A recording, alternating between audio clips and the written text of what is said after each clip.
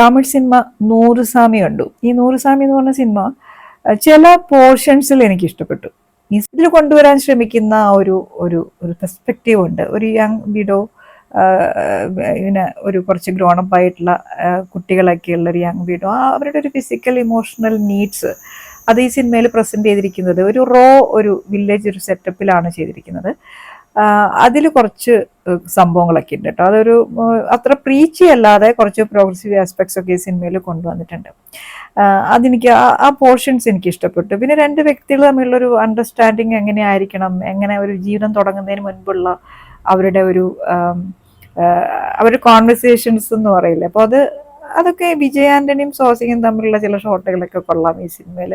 എനിക്ക് പേഴ്സണലി ഇഷ്ടപ്പെട്ടു. വിജയ് ആന്റണിയുടെ പ്രൊഡക്ഷനാണ് നൂറുസാമി. ഇത് ഡയറക്ടർ ചെയ്തിന് ശശിയാണ്. വിജയ് ആന്റണിയുടെ പിച്ചക്കാരൻ എന്ന് പറഞ്ഞ സിനിമയില്ലേ, പലരും കണ്ടിട്ടുണ്ടാവും. ആ സിനിമയ്ക്ക് എടുത്തുള്ള ശശിയാണ്. വിജയ് ആന്റണിനെ ഇതിലൊന്നും നന്നായിട്ട് ഒതുക്കിയിട്ടുണ്ട്, അതുകൊണ്ട് കുഴപ്പമില്ല. ആളുടെ റോള് ഒരു ടിപ്പിക്കലായിട്ട് നമുക്ക് നന്നായിട്ടൊരു കണക്ട് ചെയ്ത് നിൽക്കുന്ന സംഭവമാണ്. ഒരു കാര്യം പറയാനുള്ള സ്വാസികയുടെ കാര്യം. സ്വാസിക ഞാൻ മുൻപും പറഞ്ഞിട്ടുണ്ട്, ടിപ്പിക്കൽ ഒരു തമിഴ് മെറ്റീരിയൽ ആക്ട്രസ് ആണ് നമ്മുടെ സ്വാസിക. അവിടുത്തെ ബോഡി ലാംഗ്വേജിനും അവിടുത്തെ സിറ്റുവേഷനും അവിടെ പറയുന്ന സ്റ്റോറികൾക്കൊക്കെ ഫിറ്റായിട്ടുള്ള ഒരു ആക്ട്രസ് ആണ്. ചില ഇതിലൊക്കെ നന്നായിട്ട് സ്വാസിക ചെയ്തിട്ടുണ്ട്. ചിലയിടത്തൊക്കെ തമിഴിൻ്റെ ഒരു സെൻസിബിലിറ്റി കൊണ്ടുവരാൻ ശ്രമിക്കുന്നിടത്ത് ചെറുതായിട്ടൊക്കെ ഒന്ന് പാളിപ്പോകുന്നുണ്ട്. ബട്ട് ഓവറോൾ ഒരു ഡീസൻറ്റ് പെർഫോമൻസ് ആണ്.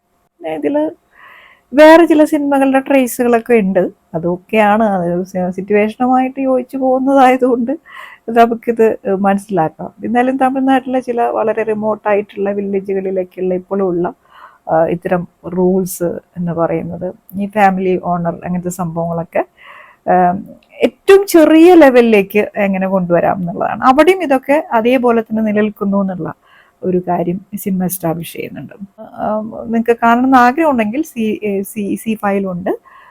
കാണാൻ പറ്റിയ ഒരു സിനിമയാണ്, വലിയ കുഴപ്പമില്ലാതെ കണ്ടുപോകാൻ പറ്റിയ ഒരു സിനിമയാണ്. ഒന്ന് ട്രൈ ചെയ്ത് നോക്കും. എൻ്റെ കമൻസ് ഒക്കെ പറയും.